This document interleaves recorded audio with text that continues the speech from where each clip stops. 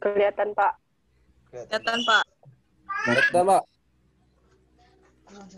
Kelihatan ya? Kelihatan, Pak. Sedikit mengenai tenis lapangan. Ini gambaran umum permainan tenis lapangan. Silakan baca Sri Wahyuningsih.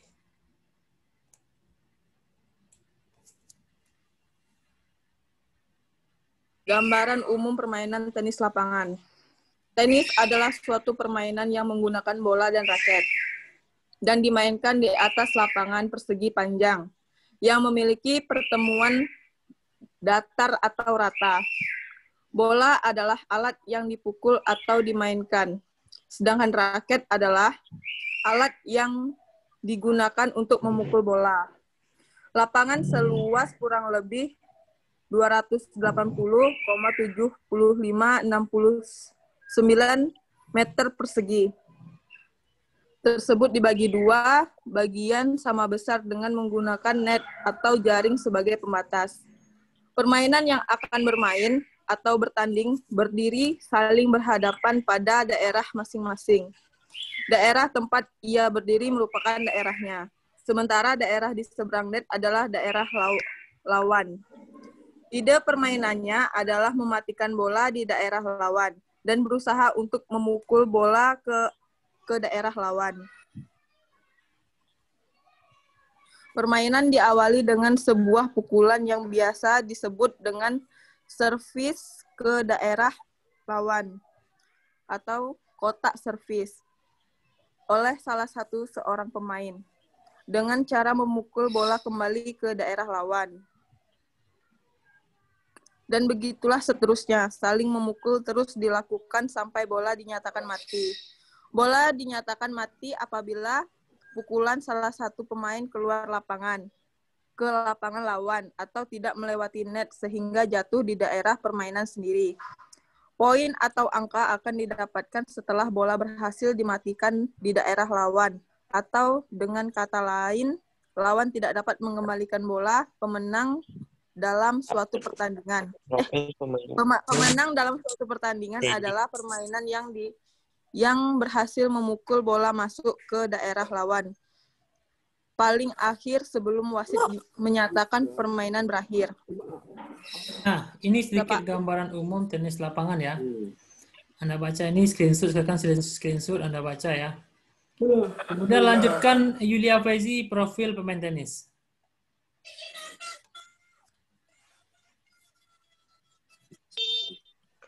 Profil permainan tenis. Seorang pemain tenis yang baik adalah permainan yang mampu memenangkan pertandingan-pertandingan yang diikutinya.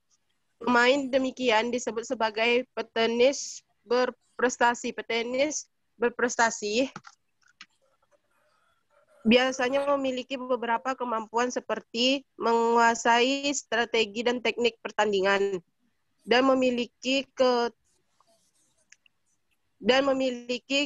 kematangan mental. Faktor-faktor tersebut merupakan kemampuan yang mutlak dimiliki oleh seorang pemain tenis. Tanpa kemampuan tersebut sangat sulit seorang pemain tenis untuk berprestasi.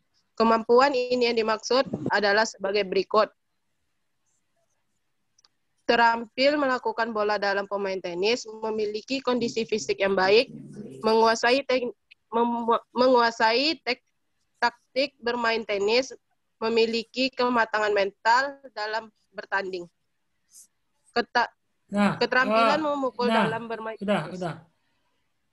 Seorang pemain tenis yang baik, yaitu dia memiliki kemampuan teknik memukul, kualitas kondisi fisik, strategi, dan taktik, serta memiliki kematangan mental. Kenapa seorang petenis harus memiliki itu? Ya, ini jelaskan di sini. Silakan kamu baca Fauzan Falih Muafa. Kenapa? Yang pertama, terampil memukul dalam bermain tenis. Silakan baca Fauzan. Terampil memukul dalam bermain tenis. Memiliki kemampuan dan keterampilan memukul merupakan damban setiap permainan tenis. Permainan yang terampil akan mampu memukul atau mengembalikan setiap bola yang masuk daerahnya untuk dikembalikan ke daerah lawan sesuai dengan keinginannya. Semakin terampil seseorang pemain dalam memukul, maka akan semakin memudahkan ia mengarahkan dan mengatur setiap pukulannya. Dengan demikian, ia akan mampu menguasai atau mengendalikan permainan. Dan pada akhirnya akan memudahkan memperoleh poin demi poin untuk meraih kemenangan yang diinginkannya. Penguasa keterampilan memukul dalam permainan tenis merupakan suatu keharusan karena hal ini adalah salah satu unsur penentu keberhasilan seorang pemain dalam usaha menegakkan pertandingan yang dihadapinya. Nah, itu ya, seorang pemain tenis harus mampu memukul bola. Suatu teknik memukul bola yang harus Anda kuasai dalam permainan tenis. Ada beberapa teknik dalam permainan tenis. Ada namanya nanti forehand, ada namanya backhand, adanya service, ada namanya volley, ada namanya lob, ya. Service pun juga banyak terbagi, ada slice, ada swiss, ya. Banyak, ada forehand pun juga banyak, ada forehand satu tangan, ada forehand dua tangan, ya. Ada slice forehand, ya. Ada slice backhand, ada forehand backhand. Ada forehand ada backhand dua tangan. Nah, itu kemampuan teknik terampil memukul itu yang harus dikuasai, yang harus Anda bisa dalam bermain tenis lapangan.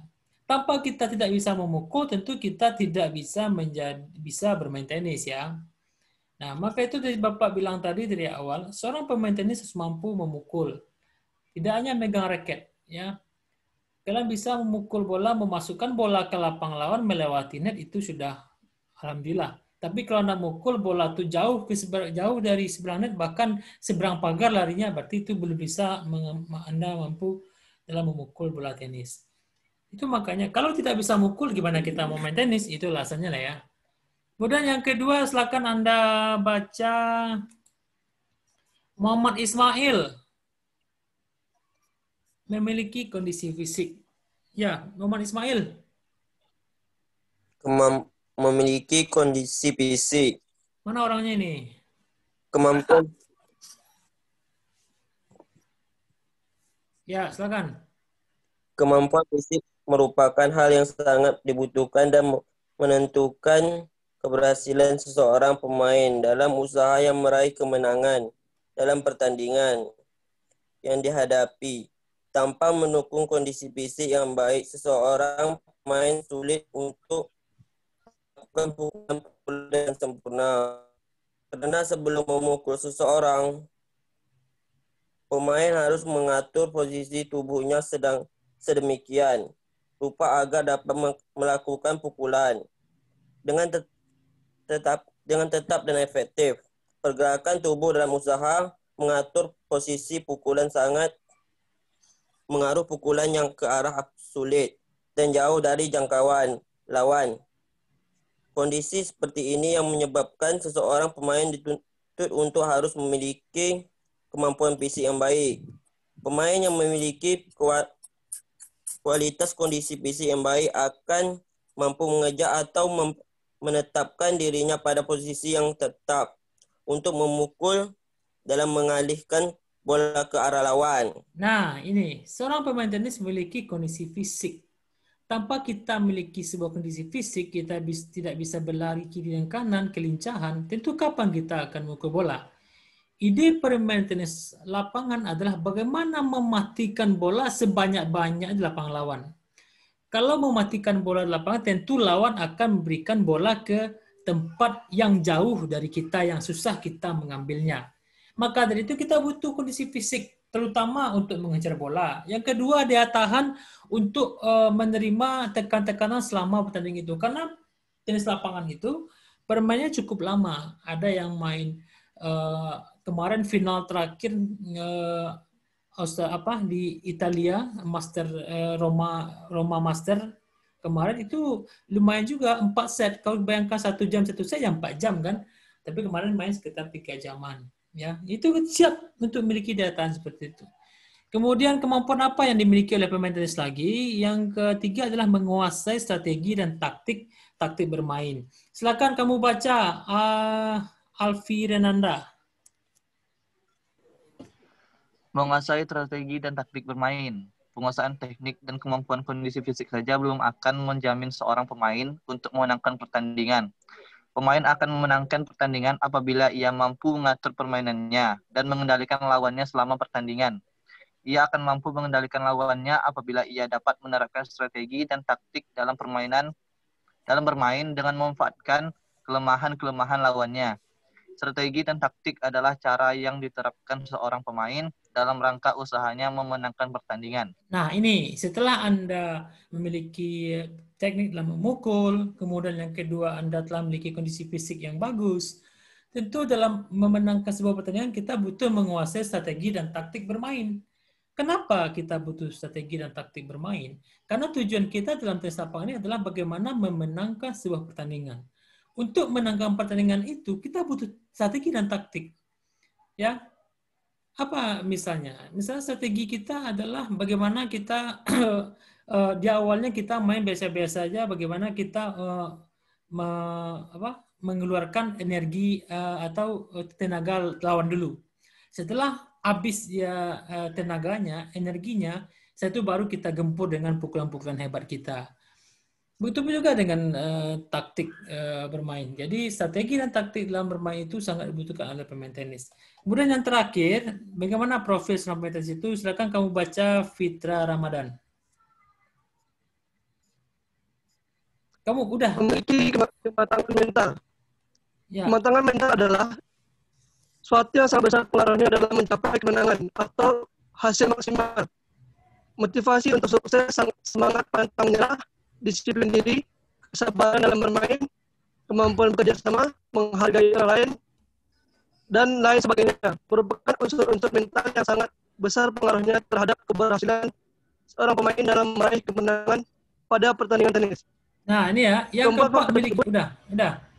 Jadi ada 4, yang terakhir memiliki kematangan mental. Ya. Seorang pemain tenis itu harus juga memiliki kematangan mental. Ada orang mengatakan, kalahkan dulu dirimu sendiri, baru kalahkan orang lain. Terkadang bermain tenis itu bukan lawan yang hebat, tapi kita yang tidak bisa mengendalikan diri. Akhirnya kita pukul, jalannya bolanya keluar, out, terus out. Akhirnya kita kalah kan? Kan bukan lawan yang hebat kan? Kita yang tidak bisa mengendalikan diri kita.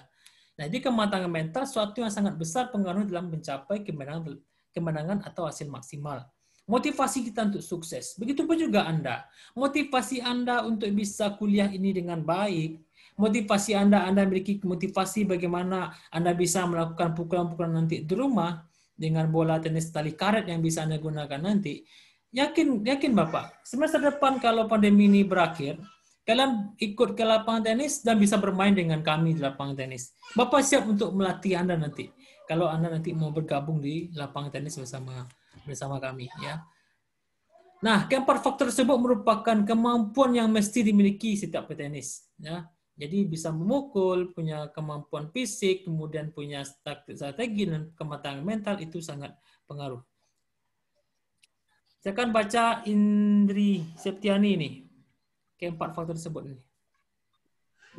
Keempat faktor tersebut merupakan kemampuan-kemampuan yang mesti dimiliki setiap petenis. Kualitas penguasaan dari masing-masing faktor tersebut akan menggambarkan keterampilan dalam bermain atau bertanding, dan merupakan profil dari pemain tersebut. Selanjutnya, faktor-faktor tersebut akan dibahas secara lebih rinci, di samping akan dikemukakan. Itu aja. Jadi faktor tersebut akan kita bahas untuk program berikutnya ya.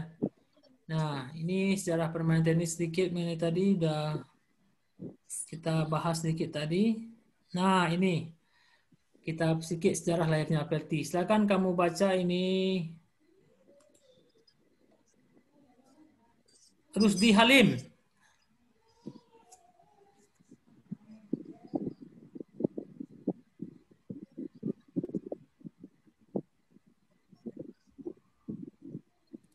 Mana audionya nih?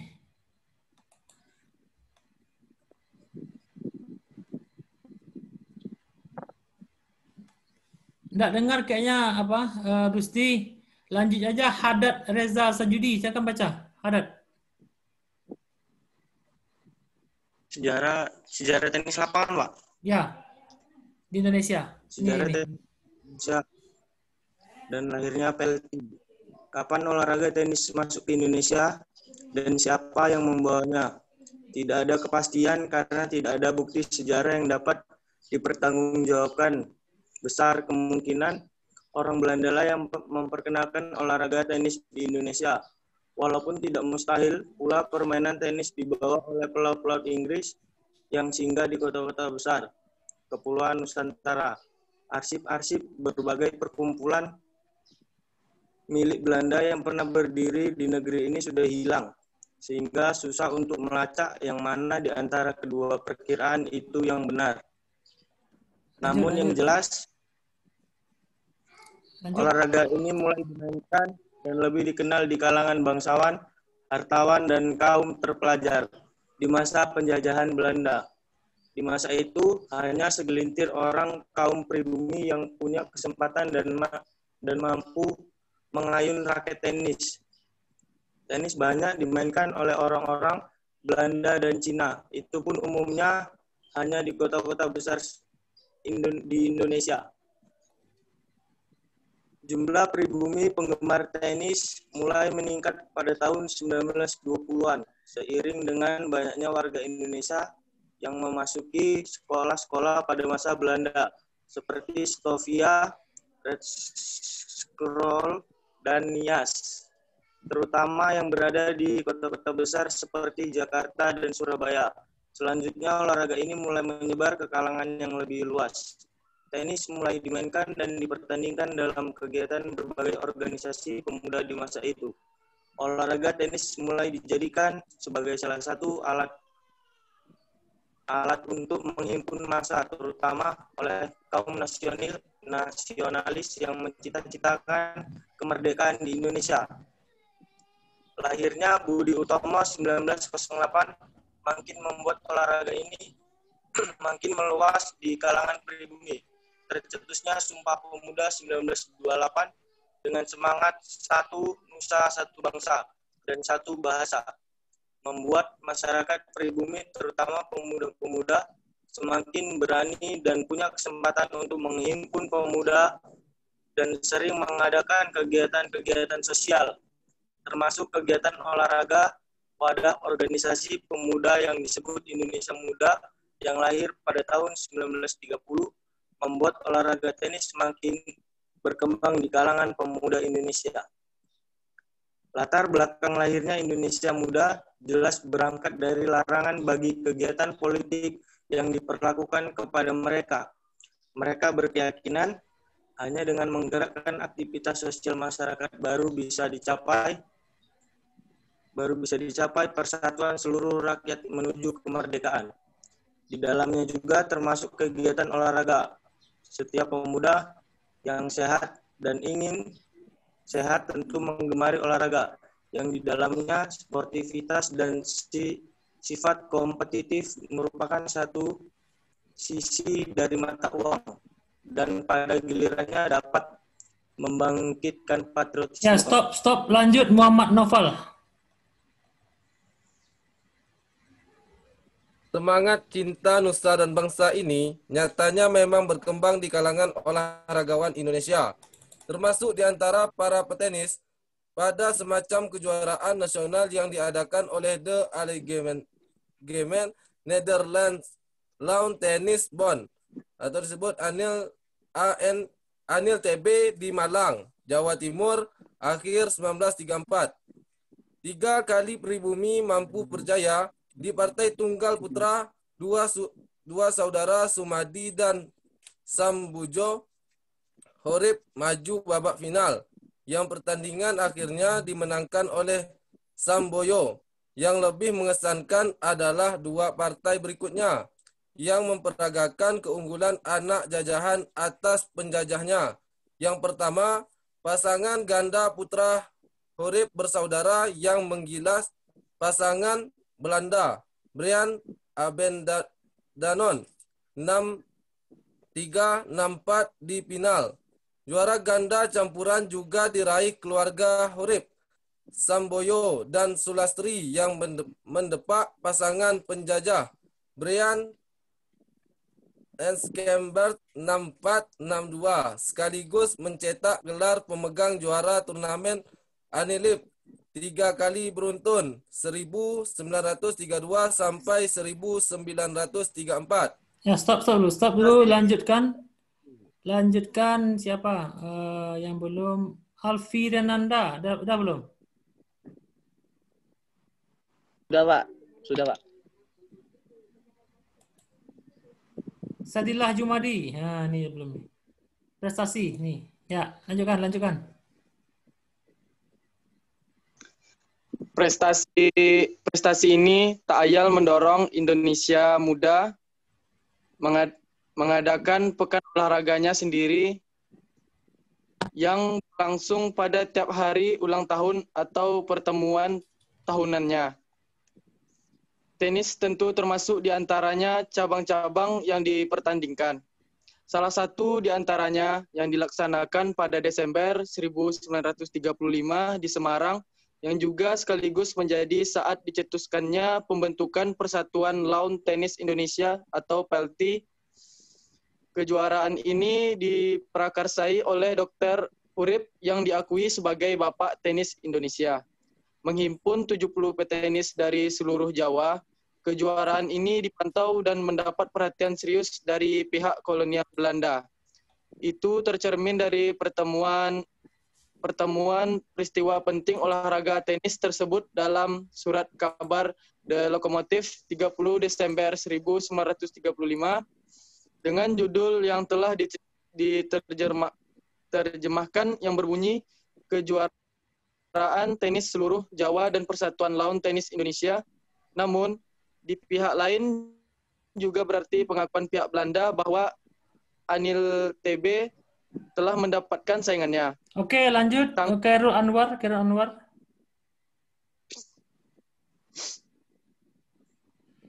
Ada Khairul Anwar atau udah menghilang? Yodi Janter. Siap, saya Pak. Ya, lanjut. Nih. Desember 1935 kemudian dicatat sebagai hari lahirnya PLT, gagasan pendirian Persatuan Lawn Tenis Indonesia atau PLT sendiri. Yang dikemukakan pada kejuaraan tenis di Semarang itu berasal dari Mr. Budianto Marta Atmojo, tokoh tenis dari Jember. Ia kemudian dianggap sebagai pencetak dasar utama pendirian organisasi PLT. Sebagaimana organisasi kebangsaan lainnya, sama sekali tidak bersifat mengasingkan diri. Maka PLT akan selalu siap bekerja sama dengan persatuan tenis manapun dan apa saja asal atas menghargai. Oke, lanjut Bagas Permadi. Diungkapkan pula tujuan praktis utama PLT adalah mengembangkan dan memajukan permainan lawan tenis di tanah air dan bagi bangsa sendiri. Dengan cara ini, lebih jauh diharapkan akan dicapai tali persaudaraan yang erat di antara segala perhimpunan dan pemain tenis bangsa Indonesia. PLT juga akan menyebarluaskan peraturan permainan, memberi bantuan dan keterangan dan bantuan dalam pembuatan lapangan tenis, juga mengadakan dan mengatur serta menyumbang bagi terlaksananya pertandingan. Di samping berusaha memasyarakatkan permainan tenis itu sendiri, gagasan pendiri PLT mendapat dukungan yang memadai. Khususnya di lapangan tenis juga mengadakan dan mengatur serta menyumbang bagi terlaksananya pertandingan. Di samping berusaha memasyarakatkan permainan tenis itu sendiri, gagasan pendirian PLT mendapat dukungan yang memadai, khususnya di kalangan yang berani mengambil risiko yang berhadapan dengan pemerintah kolonial, termasuk dari kalangan yang terpandang. Di Semarang saja, para simpatisan semacam itu tidak sedikit jumlahnya. Misalnya, Dr. Buntaran Martoatmojo yang kemudian sejak 1935 menjadi ketua PLT 5 tahun berturut-turut. Dr. Rashid, Dr. Mukhtar, Dr. Sardijo, RM Purwokerto, Niprojo, dan beberapa lainnya. Dari para tokoh berbagai kota lainnya, diwakili oleh Mr. Budiyarto, Martoatmojo, Jember, RM Wazar, Bandung, Jaja Miharja, Jakarta, Mr. Susanto Tirto Projo, Surabaya, Mr. Soja Purwokerto, serta Mr. Osman Sastromijojo, ahli olahraga tenis yang namanya terkenal di Eropa. Nah, lanjutnya Emrian Saputra, Emrian Pratama, terakhir nih Emrian Pratama. Paragraf terakhir. Ada Emrian? Ada, Pak. Ya, silakan lanjut terakhir nih.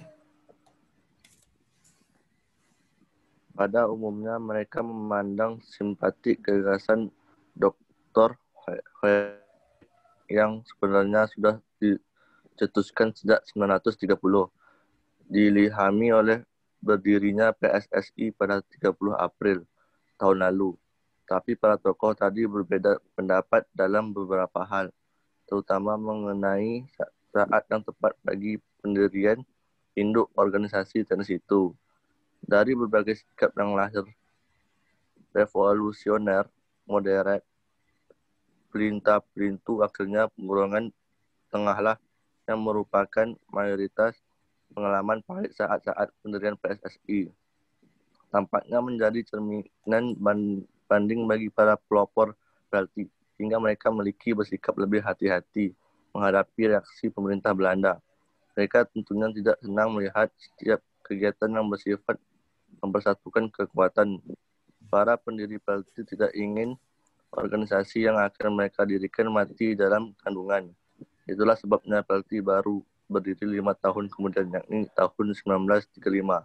Nah, itulah sedikit mengenai sejarah lainnya tenis di Indonesia ya. Banyak perjuangan ya di jiwa sportivitas ya, karena menang kita dalam olahraga itu menimbulkan rasa kemerdekaan yang sangat tinggi sekali ya. Itulah yang Anda baca tadi mengenai tenis lapangan. Nah, itu mengenai sedikit sejarah tadi dan profil tentang tenis lapangan. Kemudian, bagi kita yang pemula ini, bagi yang pemula tenis ini, untuk menguasai tenis itu kita harus punya feeling. Kamu ngerti nggak feeling? Contohnya seperti ini, Yulia Faizi punya feeling kepada Randa Ardika misalnya. Randa Ardika punya feeling kepada Indri Septiani. Tahu nggak maksud feeling itu apa?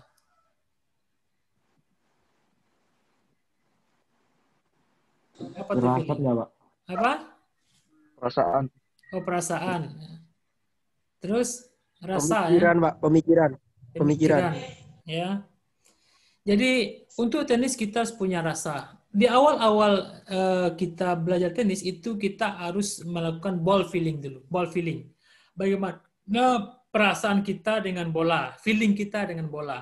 Kalau kita udah punya feeling pada seseorang, nanti akan tumbuh rasa cinta, ya kan? Begitu pula kita dengan bola. Jadi kita mendapatkan feeling dengan bola, kita nanti akan cinta kepada bolanya, cinta pada rekan, cinta pada lapangannya. Sehingga kita mampu melakukan permainan tenis dengan baik. Ball feeling itu nanti bisa kalian lihat seperti apa caranya ada di YouTube Bapak. Nanti akan Bapak berikan tugas di sana. Silakan Anda lihat yang di YouTube Bapak itu. Kalian lihat poin-poinnya, kemudian ada komen di sana. Dan ada nanti tugas di Google Classroom lain yang menyusul. Tugas dibuat tulisan tangan sendiri nanti dalam minggu ini. Waktu sampai minggu depan tidak lama. 1 jam aja Anda sediakan waktu itu udah selesai. Tidak ada tugas video pada kali ini, hanya tugas komen di YouTube, melihat ball feeling di YouTube nantinya. Kemudian Anda lihat poin-poin di dalamnya dan Anda masukkan beberapa poin dalam komen di YouTube tersebut. Kemudian nanti ada beberapa tugas tambahan nanti yang akan Anda buat, Anda cari sendiri, Anda buat di double folio, Anda gabungkan nanti bentuk PDF, baru kirimkan ke Google Classroom. Ada pertanyaan kira-kira? Waktu kita ada 5 menit lagi nih. Ada pertanyaan? Rada Gusnita, ada pertanyaan? Tidak, Pak. Tidak. Silakan nampak wajah semua, Bapak mau screenshot ini.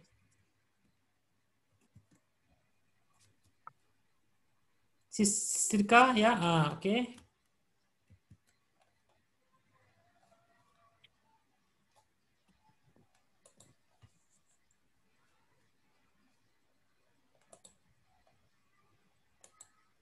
Tunggu.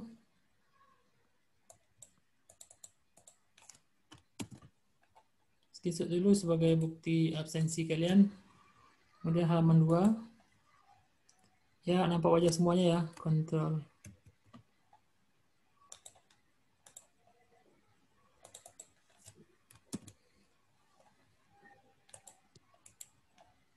Gimana? Ada pertanyaan? Nggak ada, Pak. Nggak ada? Nggak ada, Pak. Nggak ada? Oke, saya doakan mudah Anda kalian semua selalu sehat. Ya, selalu sehat. Sehat pikirannya, sehat jasmaninya, sehat rohaninya, sehat hatinya, sehat juga kantongnya gitu. Karena kalau nggak sehat kantong juga pusing kalian kan gitu. Ya. Amin. Di minggu depan, ya minggu depan usahakan ada racket. Kalian lakukan racket sama bola ya. Kalian usahakan dulu. Kalau bisa usahakan ya. Kalau memang tidak udah usaha nggak dapat juga jangan dipaksakan kan. Jangan sampai pula anda begal pula orang nanti untuk cari uang beli racket. Nggak usah seperti itu kan gitu. Jangan dipaksakan ya. Nanti alasan pula nanti penting usahakan ada racket. Nanti kita akan coba-coba ball feeling dengan bola nanti. Contohnya nanti ada di YouTube Bapak. Sekira untuk pertemuan hari ini cukup. Mohon maaf kalau sudah salah kata. Selamat melanjutkan kegiatan rutinitasnya.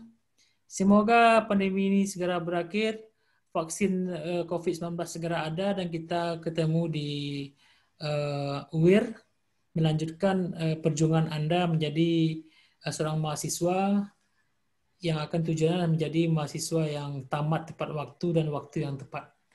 Amin, amin, ya rabbal alamin. Salam buat orang tua semuanya.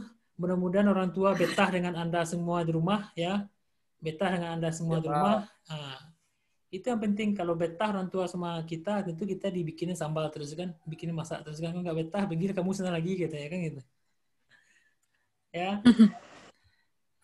Sesekali kamu pijit bapak kamu pulang kerja, pijit mama kamu pulang pergi kerja, pijit tangannya, masas tangannya. Bersenang happy mereka kan gitu. Bisa kamu udah di rumah ini kan. Udah kampus kamu nanti udah kembali ke kos nanti tentu udah nggak sama lagi orang tua kan. Di saat sama orang tua sekarang ini berbaik-baiklah. Di saat kamu bisa sholat menjadi seorang imam, imanilah orang tua kamu di rumah nanti. Andai kan nggak ada yang imam di rumah itu. Begitu tanda kita berubah dari siswa menjadi mahasiswa. Ada perubahan kita sedikit. Jangan sama saja antara siswa dengan mahasiswa. Siswa kamu sering main game seharian. Sekarang mahasiswa lebih 24 jam kamu main game lagi kan. Itu kan sama saja kan. Tapi ada perubahan yang signifikan pada Anda udah kuliah 1 tahun, ya walaupun yang pertama karena kabut asap, yang kedua karena pandemi, tapi itu sangat hebat buat Anda bisa melalui itu semua. Mohon maaf, selamat melanjutkan kegiatan aktivitasnya. Saya Sejahtera mengakhiri dan kita sambung nanti di WA petunjuk berikutnya. Wabillahi taufiq wal hidayah. Assalamualaikum warahmatullahi wabarakatuh. Waalaikumsalam warahmatullahi wabarakatuh. Satu lagi, jangan lupa juga di YouTube itu, Anda subscribe, Anda like, Anda komen, Anda share ke grup-grup kalau bisa. Terima kasih.